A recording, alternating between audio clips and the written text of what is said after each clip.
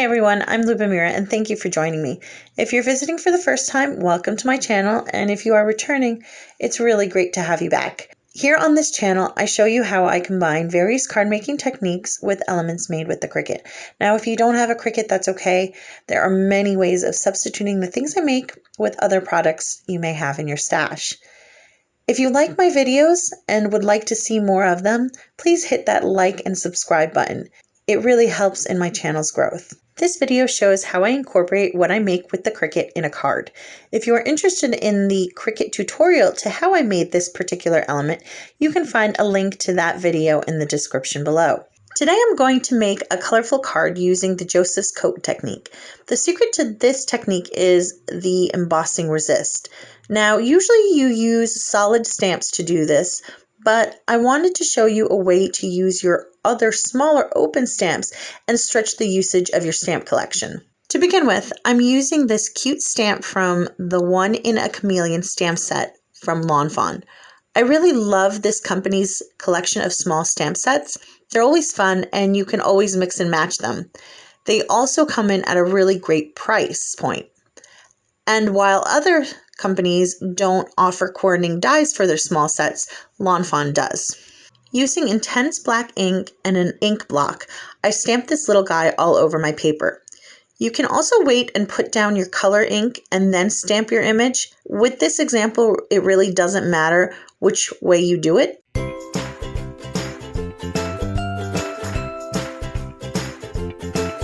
After my images are stamped, I use distressed ink to color the background.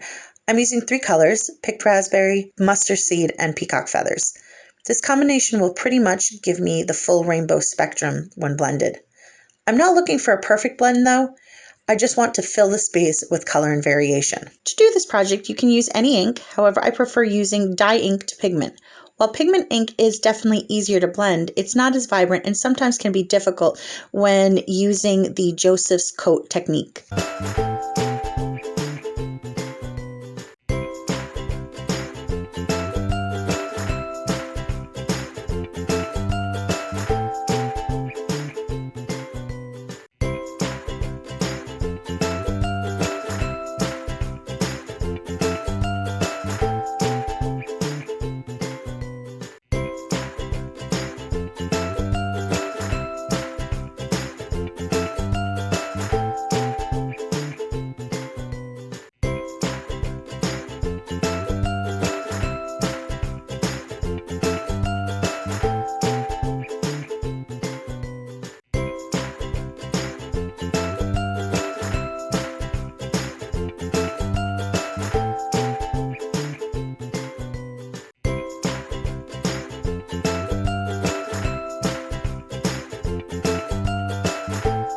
I also stamp 1 chameleon on a separate piece of paper to coordinate with the background for later.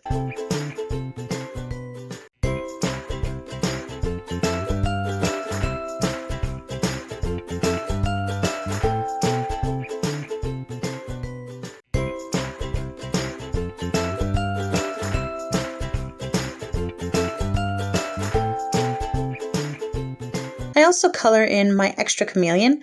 I use all 3 colors to capture the rainbow.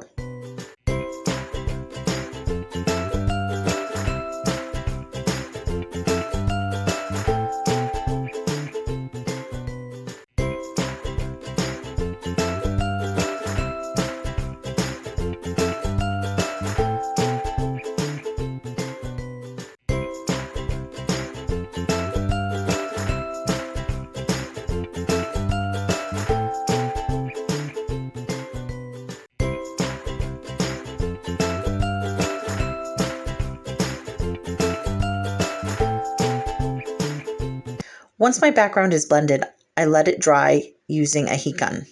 It is really important for it to be completely dry, and I test it with some embossing powder.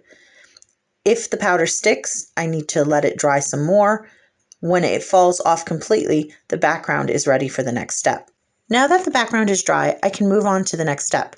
I'm going to be applying embossing ink over my images.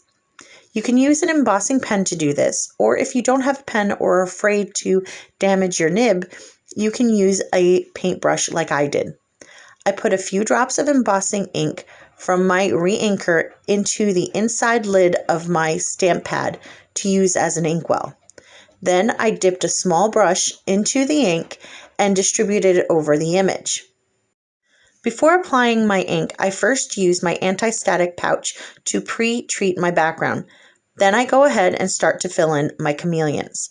I work in sections, slowly moving across the page. I'm not being too precise since I'll be doing a second coat to be on the safe side. I'm putting on a thin, consistent layer over the entire image.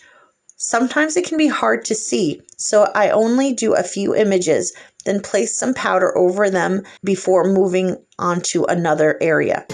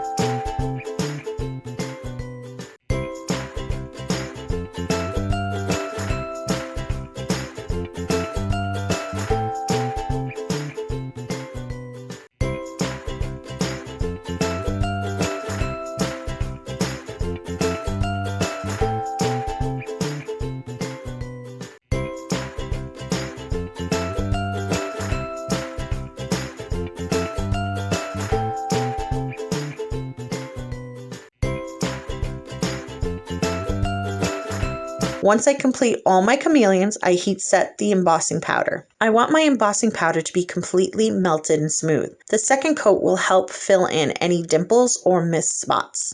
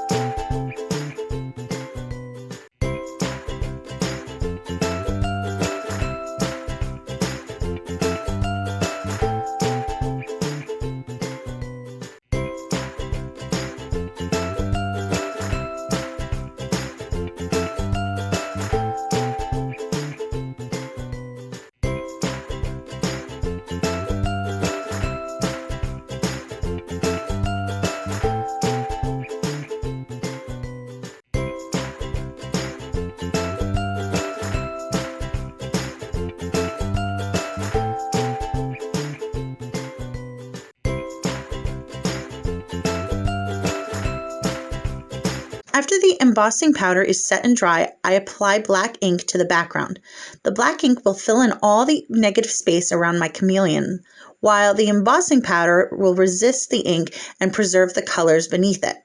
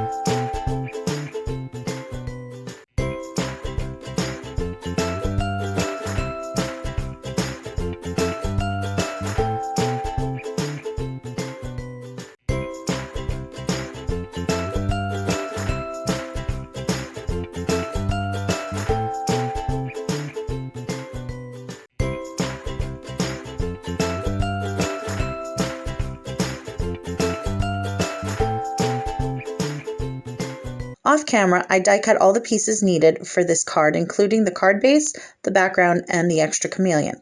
My Cricut also cut out the word die and shadow that I designed earlier. I attach my background to the card base using foam tape.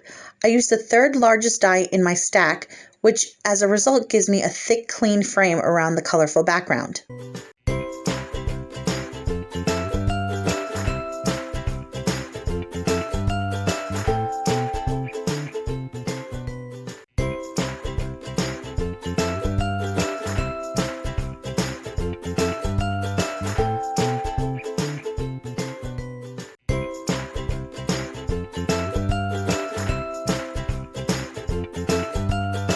The word die is cut out from white glitter cardstock and the shadow from white vellum. I apply spray adhesive to the back of my word die and attach it to the vellum shadow.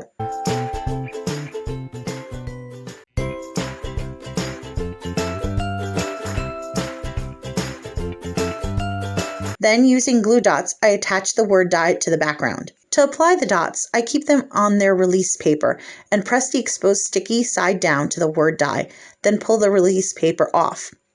When the dots are too big, I trim them directly on their backing before applying them. I try to apply them behind the solid letters so that the adhesive doesn't show through the vellum.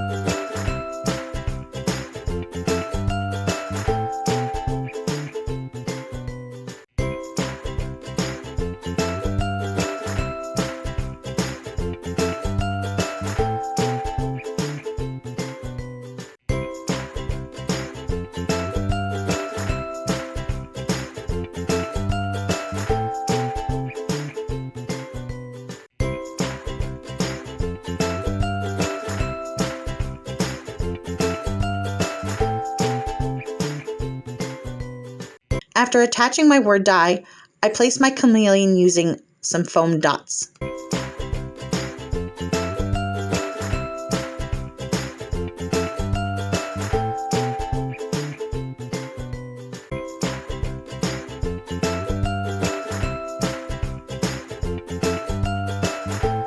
Lastly, I apply clear Nuvo drops to the chameleon's eye. Off camera, I also add some enamel accents to the card in several different colors. And that completes this card. I think this project came out so cheerful. What do you think? Leave me your thoughts and comments below. Thanks so much for watching. I hope you enjoyed this video. Don't forget to like and subscribe to my channel. See you next time. Bye!